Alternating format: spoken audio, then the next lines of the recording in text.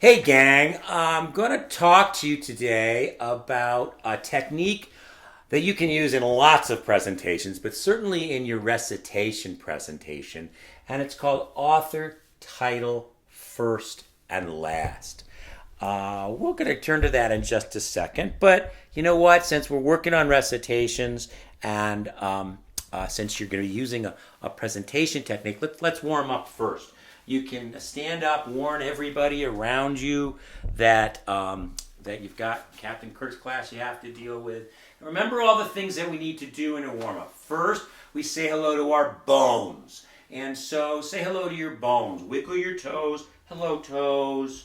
Wiggle the balls of your feet and your heel. Notice your ankles and your shins.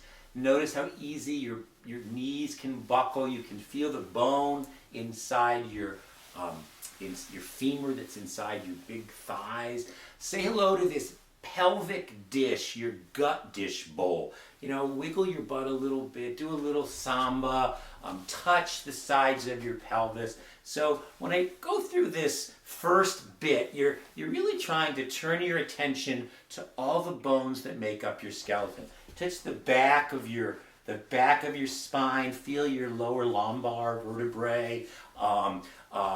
Notice your scapula, the shoulder bones, or your shoulder blades, where if you had wings, they would sprout. You could sprout your angel wings, or your devil wings, or your bat wings, or your chicken wings. I don't care, but just move around so you can feel your scapula. And then take your hands and wake up your chest bones. Hello, ribs. It's a little Tarzan. It feels great. And say hello to one shoulder and the other shoulder by rolling it. Let your arms fly up to the ceiling. And you can see my belly, and hang a little bit as if you were a puppet. You're going to you might feel some news in your shoulders. Wiggle your wrists, feel your fingers. Then with a puff of air, let your shoulders drop. Your wrists, puff of air, your elbows, deep breath, and then, your shoulders feel that relaxation. That feels so nice. Take one side of your skeleton and shake it out. Hi-ya-ya-ya-ya-ya-ya-ya-ya-ya-ya-ya. It's a silly sound, but it's really important. Hi-ya-ya-ya-ya-ya-ya. Start way up high and let your vocal slide go all the way down. I'll button my shirt. Hi-ya-ya-ya-ya-ya-ya-ya-ya-ya. And then shake out your other skeleton. Hi-ya-ya-ya-ya-ya-ya-ya-ya-ya. As if you could actually shake sound vibrations out of your fingertips. When the little kids play, they go, "Zap, you're a frog," when they're playing Harry Potter, and that sense that you could actually send sound out of your fingertips. That's this feeling you want to have in your skeleton, that it's active, that there's agency, even down to your bones. Touch your chin just to say hello to your chin bone. Touch your jaw, your hello teeth, hello skeleton. Touch your forehead bone, high forehead. Really give your little massage to your skull. Hello skull. Thank you for keeping my brains from leaking out onto the floor. Fix your hair. Anything else you need to squeeze or wiggle or shake. So that's the first step. Say hello to your bones and do it in a sort of systematic way, bit by bit, bone by bone. Then we can use the vowel dance as another way to activate our vibration and our breath. So I don't know if you have it in your head yet, but we'll do it quickly. Zoo, zoo, zoo. Use your knees to press purple, oozy, gooey sound through the balls of your feet. Zoo, zoo, zoo, zoo. And then a big bowling ball. Whoa, whoa, whoa, whoa. Then a yawny shh, shh, shh, shaw. Then that hot g, g, g, g, g. And then some sunshine. Shoo it into your face. Ma. Then some fluffy feathers. Fa, fa, fa, fa, fa, fa. Then some fog. And then here are the hard ones. The bad, nasty captain. And then da, da, da, da, da, da, da. Get your blonde on. Da, da. And then pay. Pop it right out of the front of your face. Pay. Then kick. kid, little pink, kick it in, Tim, and then repeats me, and then all the way back down. Kick, paid back. Ho ho ho ho. Fa fa fa fa fa fa. Maga. Shaw. Whoa. Go up and down faster. Notice how you feel after doing that. You've got some breath going. You might be warm, but you're also notice how awake we feel after we warm up. So, I take this really seriously. So I don't stand in front of a class. I don't speak in front of a group. If I am going to be speaking, I want to wake up my instrument any way I can. Sometimes I go into bathrooms and I'll do a abbreviated version, but at least I make sure if I can't do the whole vowel dance because I've done it in the parking lots before an important talk. I'd go into my office and do it. So I'm in class. Were we meeting in class? We would be doing this regularly every Tuesday and Wednesday afternoon. But certainly, what I really want you guys to know, some of you will really use this vowel dance as a tool for you. You'll meet me on campus someday and we'll talk about it. Some of you will go on to higher level speaking classes and other kinds of performance, and you will know, at least you have heard from me, that warming up is really, really essential to helping us take a public speech seriously. And so at least it's being mindful that your body is an instrument that needs tuning, a little bit of tuning up, just as surely as a violin does, just as surely as a guitar.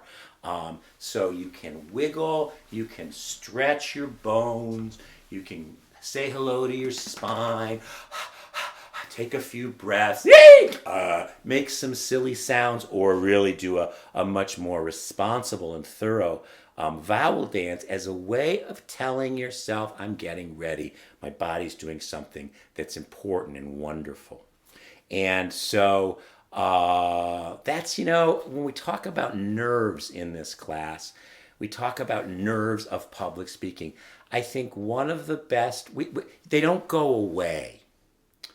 Our fears don't disappear. They don't ever leave us. For those of you who feel shy or nervous or anxious or tight when you're giving a speech, bad news is you probably always will.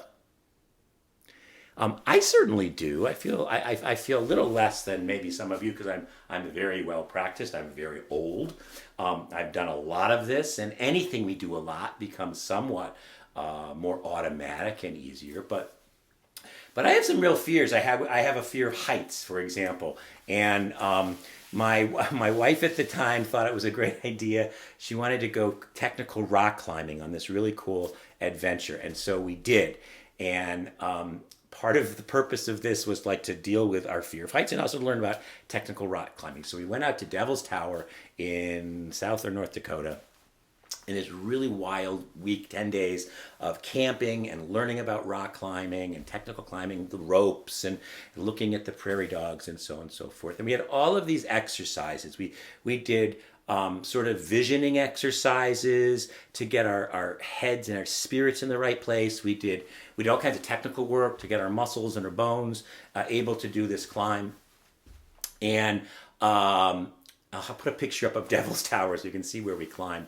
But without getting into any more detail than that, I did all the tracking, I did all the training, I did all the stretching, I did all the practices, I did all the visualization exercises, and we're getting up on the tower, and the morning went okay. I got about halfway up the mountain, and we're about halfway up the mountain, and we're having a little vacation on this tiny little ledge before the final ascent to the next stop, and we're way up. I mean, we're way up in the sky at this point. And our trainer, this guy named Jason, he was a Californian dude, and he was right in front of me. And we got up and we had that little vacation. And the last thing, and I made the mistake of looking down.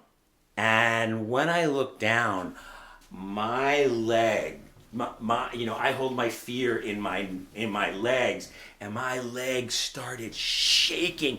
And I looked over at Jason and I cursed and I said, Jason, damn it, I did all the visioning and all the stretching and all the kumbaya exercises, I'm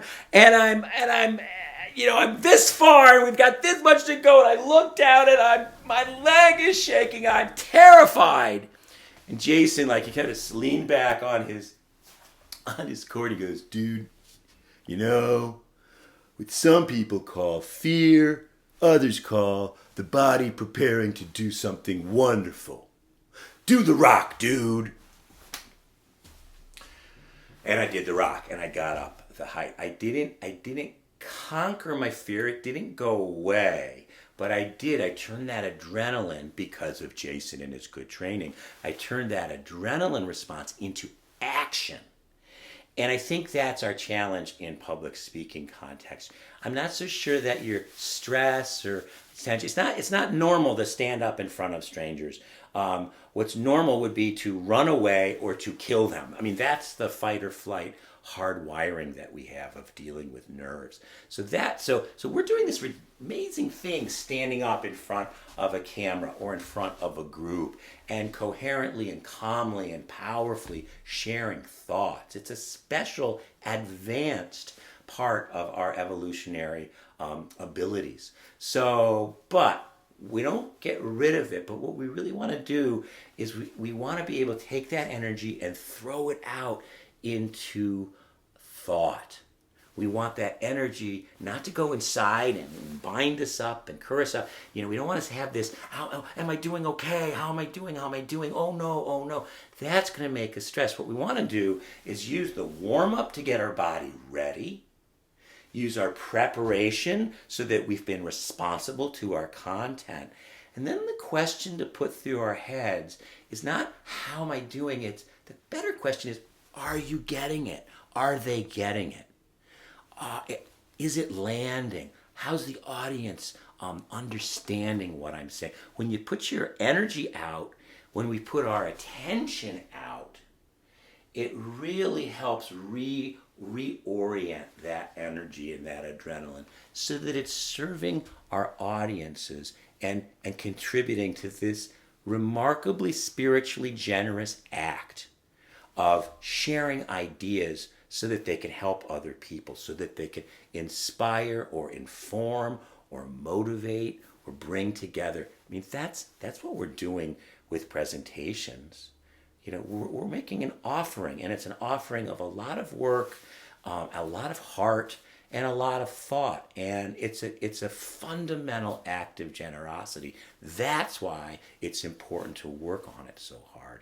That's why it's important to develop these skills. It's one of the ways that we become these generous, contributing, helpful, productive adults and citizens. So warm up, bones, buzz, breath, and those thought balls that we're going to be sending out.